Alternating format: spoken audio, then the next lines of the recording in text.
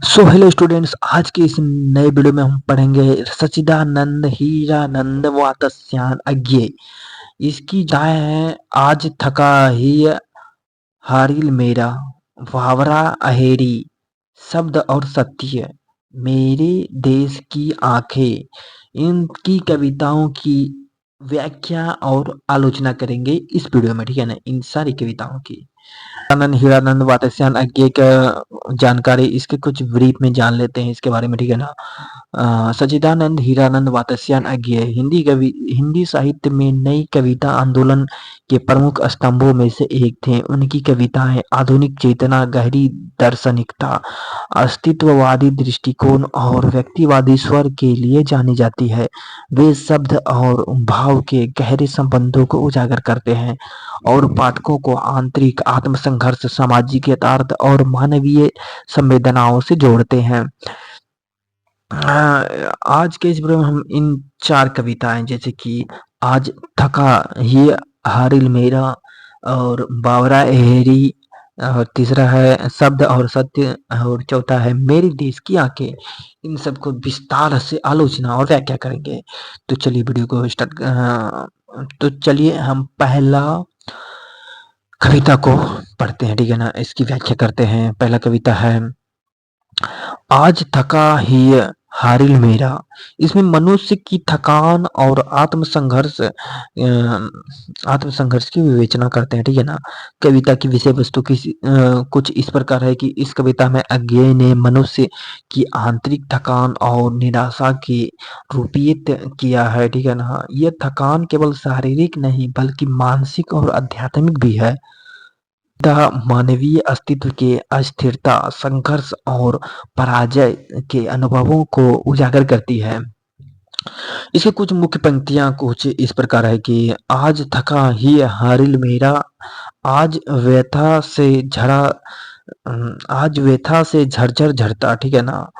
इस कविता ये जो पंक्ति है ये भीतर की थकान और भावनात्मक बोझ को दर्शाती है। ही हारिल यानी मन रूपी पक्षी थक चुका है। यहाँ कवि अपने असफलताओं और संघर्षों से थक चुके हैं, मनुष्य की छवि प्रस्तुत करते हैं, ठीक है ना। दूसरा लाइन है सांझ ढल गई चांद निकलता, फिर भी मन से धूल न छटता। यहाँ सांझ और चांद प्रकृति के चक्र और जीवन के परिवर्तन का प्रतीक है, लेकिन मन के भीतर जमी निराशा की धूल अभी भी बनी हुई है। यह मनुष्य की अंतहीन बेचैनी को भी दर्शाता है, ठीक है ना। और इस कविता की आलोचना हम कुछ इस प्रकार कर सकते हैं कि यह कविता मनुष्य की आंतरिक पीड़ा और अस्तित्ववादी संकट को व्यक्त करती है। इसमें जीवन के अस्थिर और अस्थायी स्वरूप को दर्शाया गया है। इसमें इसका जो भाषा में सहजता और सांकेतिकता है, ठीक है ना, जो कविता को गहरी मार्मिकता प्रदान करती है। दूसरा कविता है वावरा अहेरी। इसमें आत्मवेंशन की खोज की गई है, ठीक है ना। कविता की विषय वस्तु कुछ इस प्रकार है कि वावरा अहेरी कविता मनुष्य के भीतर की जिज्ञासा और जीवन की खोज को व्यक्त करती है। यहाँ अहेरी का अर्थ है शिकारी से है, ठीक है ना, और वावरा का अर्थ पागल या आत्मविभोर से है। इस कविता में कवि ने मनुष्य की अंतहीन यात्रा और सत्य की खोज का चित्रण किया है। इसका जो मुख्य पंक्ति है, जैसे वावरा अहेरी लगी चितेरी धूप। यहाँ कवि ने एक विचित्र लेकिन गहरे बिंब का उपयोग किया है। अहेरी यानी कि शिकार, वावरा है यानी कि यह बिना किसी निश्चित दिशा की खोज में निकला है, ठीक है ना। चितेरी यानी कि चित्र बनाने वाली, ठीक है ना। यहाँ धूप को जीवन के निर्मित का प्रतीक बनाया गया है। इस कविता की आलोचना हम कुछ इस प्रकार कर सकते हैं कि यह कविता सत्य की खोज और मनुष्य के अनिश्चित जीवन मार्ग को दर्शाती है। इसमें बिंबों और प्रतीकों का अद्भुत प्रयोग किया गया है। यह कविता न केवल भौतिक यात्रा बल्कि आंतरिक आत्म यात्रा का भी चित्रण करती है। और तीसरा कविता है शब्द और सत्य। ये भाषा और सत्य का द्वंद्व रूप है। कविता की विषय वस्तु कुछ इस प्रकार है कि शब्द और सत्य। कविता में अज्ञेय ने शब्द और सत्य के आपसी संबंध और संघर्ष को उजागर किया है। यह कविता यह प्रश्न उठाती है कि क्या शब्द सत्य को पूर्ण रूप से व्यक्त कर सकते हैं या केवल उसकी छाया मात्र है। मुख्य पंक्तियां कुछ इस प्रकार है कि शब्द ही सत्य है या सत्य शब्दों की पार है। ये कविता में कवि कहना चाहते हैं कि कवि का भाषा और यथार्थ के संबंध पर प्रश्न उठाते हैं, ठीक है ना? क्या हम शब्दों के माध्यम से पूरी सच्चाई तक पहुंच सकते हैं या शब्द केवल एक माध्यम है जो सत्य की पूर्णता को नहीं पकड़ सकते। इस कविता की आलोचना कुछ इस प्रकार है कि यह कविता दार्शनिक और चिंतनशील है। इसमें भाषा की सीमाओं और सत्य की असीमितता को दर्शाया गया है, ठीक है ना? यह कविता अस्तित्ववाद और बौद्धिक विमर्श को जन्म देती है।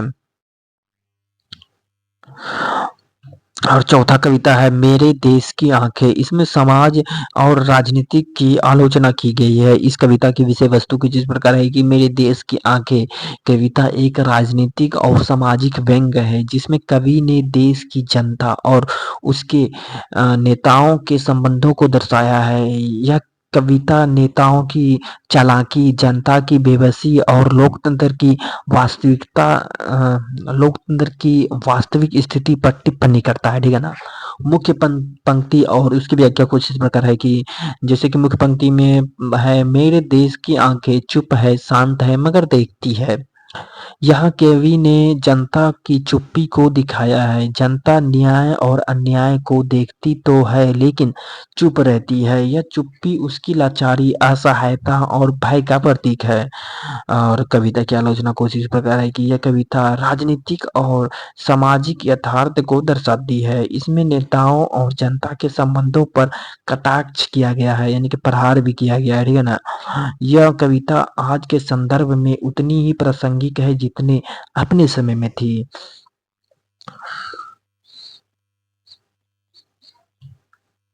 निष्कर्ष इन चारों कविताओं का निष्कर्ष हम पढ़ने वाले हैं, ठीक है ना?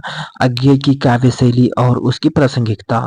अज्ञेय की कविताएं गहरी दार्शनिकता, प्रतीकों और बिंबों का प्रयोग, आत्मसंघर्ष और सामाजिक चेतना से भरपूर है। वे भाषा को केवल अभिव्यक्ति का माध्यम नहीं मानते बल्कि उसे सत्य की खोज का उपकरण समझते हैं। अज्ञेय की कविताओं की विशेषताएं कुछ इस प्रकार है कि अस्तित्ववादी और दार्शनिक चिंतन, सत्य, भाषा और जीवन के अर्थ पर गहरी सोच है।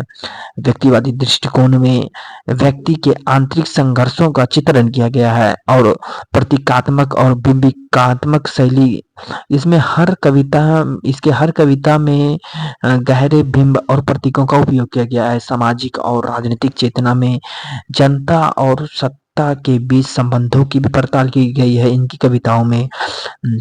और भाषा का नवीन प्रयोग। इनकी कविताएं जो होती है वो सरल लेकिन प्रभावशाली भाषा का प्रयोग करते हैं, ये ठीक है ना? समकालीन प्रासंगिकता। आज जब सत्य और भाषा का दुरुपयोग हो रहा है तब सत्य और शब्द कविता हमें भाषा की वास्तविक शक्ति को समझने में मदद करती है। मेरे देश की आंख आज के राजनीतिक माहौल में भी उतनी ही सच लगती है। आज थका ही हारिल मेरा। इस कविता में हर व्यक्ति की भावना को व्यक्त करती है जो जीवनता से जूझ रहा है, ठीक है ना? वावरा एरी में इसमें इस कविता में आत्मव्यंजन की आज भी प्रासंगिक कविता है, ठीक है ना? अज्ञेय की कविता केवल पढ़ने के लिए नहीं है बल्कि यह महसूस करने और आत्मविश्लेषण के लिए भी है, ठीक है ना? और जो आपका वीडियो यहीं पे समाप्त होता है, ठीक है ना? तो मिलेंगे हम किसी नए वीडियो में नई कविता के साथ। Tata bye bye, see you.